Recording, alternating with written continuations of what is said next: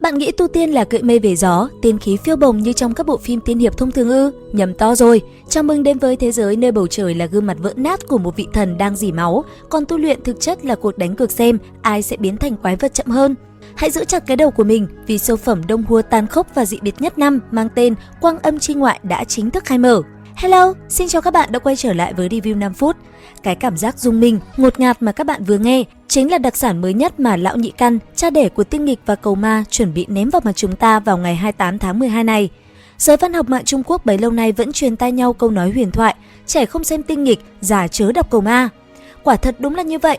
Nhĩ Căn dùng tiên nghịch để phong thần, rồi ngay sau đó dùng cầu ma để đưa tên tuổi mình ngồi vững trên bảo tọa trí cao thần. Nếu tiên nghịch khiến người ta sảng khoái trước sự sát phạt quả quyết của Vương Lâm, thì cầu ma lại khiến độc giả như mê như loạn, uất ức đến trầm cảm trong cái thế giới ảo ma mà lão Căn béo đã dệt nên. Thế nhưng, sông có khúc, người có lúc, cái bóng của quá khứ quá lớn đã khiến những tác phẩm sau này như Ngã Dục Phong Thiên hay Tam Thốn Nhân Gian dù hay nhưng vẫn bị fan cứng chê là ăn mày quá khứ hay đầu voi đuôi chuột. Tưởng chừng như Nhị Căn đã hết thời, tưởng chừng như chúng ta sẽ mãi bị nhấn chìm trong hào quang cũ, thì boom, Quang Âm Chi Ngoại ra đời như một cú nổ. Một lần nữa, Nhị Căn quay lại táp vào mặt những kẻ nghi ngờ mình, lôi chúng ta trở lại cái cảm giác đói thuốc, trực chờ từng chương truyện như 10 năm về trước. Sau bao ngày để fan chờ đợi trong cơn đói thuốc, trailer của Quang Âm Chi Ngoại đã chứng minh một điều: đây không phải phim hoạt hình cho thiếu nhi mà là một bom tấn hành động sinh tồn đội lốt tu tiên với đồ họa ưu túi chuẩn điện ảnh. Đầu tiên, phải nói về cái bối cảnh ảo ma của phim. Quên ngay những bộ tu tiên màu mè hoa lá cành đi. Nhìn vào trailer, chúng ta sẽ thấy một tông màu xám lạnh, u ám và cực kỳ rùng rợn. Thế giới trong Quang Âm Chi Ngoại được tái hiện chân thực đến mức gai người, những khu rừng rậm rạp nơi cây cối mọc ra tay người, những con quái vật đột biến gớm ghiếc và đặc biệt là ánh mắt của thần linh treo lơ lửng trên cao, luôn dõi theo như muốn nuốt chửng linh hồn kẻ xem. Cảm giác ngột ngạt, căng thẳng là thứ bạn sẽ cảm nhận được ngay từ giây đầu tiên. Tu hành ở đây không phải là ngồi thiền hít thở mà là cuộc chạy đua với dị chất. Sơ sẩy một chút, cơ thể bạn sẽ nổ tung hoặc biến thành quái thai ngay lập tức. Điểm ăn tiền nhất của bộ phim chính là phong cách chiến đấu của Minh Chính Hứa Thanh. Các phân cảnh hành động được xử lý mượt mà, gãy gọn, không có động tác thừa. Bạn sẽ không thấy Hứa Thanh đứng gào thét đến chiêu thức đâu.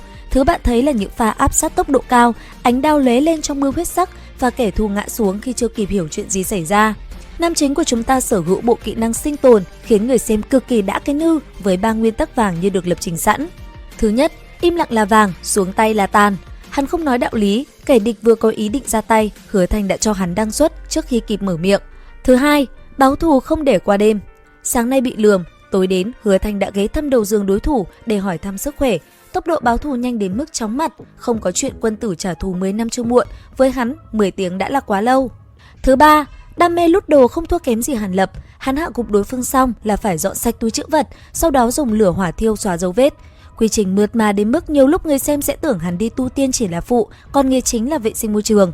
Hôm nay nhặt được đồ xịn là ngày mai hắn lôi ra dùng ngay trên người kẻ địch luôn, xem cực kỳ sảng khoái, nhưng nếu chỉ có combat không thì dễ trầm cảm lắm. Nhị Căn đã chứng minh đẳng cấp trí cao thần bằng cách ném vào cạnh Hứa Thanh một dàn nhân vật phụ không hề bình thường. Chúng ta có một gánh xiếc tâm thần đúng nghĩa. Nổi bật nhất là đội trưởng, đại sư huynh của Hứa Thanh, một kẻ điên theo đúng nghĩa đen. Ông này đích thị là một gánh xiếc di động, trong khi Hứa Thanh lạnh lùng bao nhiêu thì lão này tưng tửng bấy nhiêu. Sở thích của lão là ăn vặt, những món lão ăn lại là thịt thần linh. Người ta thấy dị chất thì chạy mất dép, lão thì nhặt lên gặm nhôm nhoàm để tăng sức mạnh. Sự kết hợp giữa thanh niên nghiêm túc Hứa Thanh và ông tâm thần này tạo ra vô số pha xử lý đi vào lòng đất. Vừa giây trước đang đánh nhau tuế lửa, giây sau đã rủ nhau đi trấn lột tài sản của người khác một cách cực kỳ bài bản. Phải nói rằng ông anh cây khế này của Hứa Thanh là một kẻ vừa tham lam, vừa bựa, vừa liều mạng, chuyên gia rủ dê mên đi làm mấy trò con bò. Những pha song kiếm hợp bích giữa một Hứa Thanh mặt lạnh như tiền và một đội trưởng tâm thần phân liệt chắc chắn sẽ tạo ra những màn tung hứng khiến bạn đang khóc vì sợ cũng phải bật cười vì quá bựa. Tóm lại, Quang Âm Chi Ngoại là một nồi lẩu thập cẩm. Nước dùng là sự kịch tính nghẹt thở, gia vị là những pha hài hước đen tối và topping là những màn đấu pháp mãn nhãn. Lịch đã công bố, 28 tháng 12 này phim sẽ lên sóng, các đạo hữu nhớ đặt chuông báo thức chứ đừng để lỡ siêu phẩm này nhé.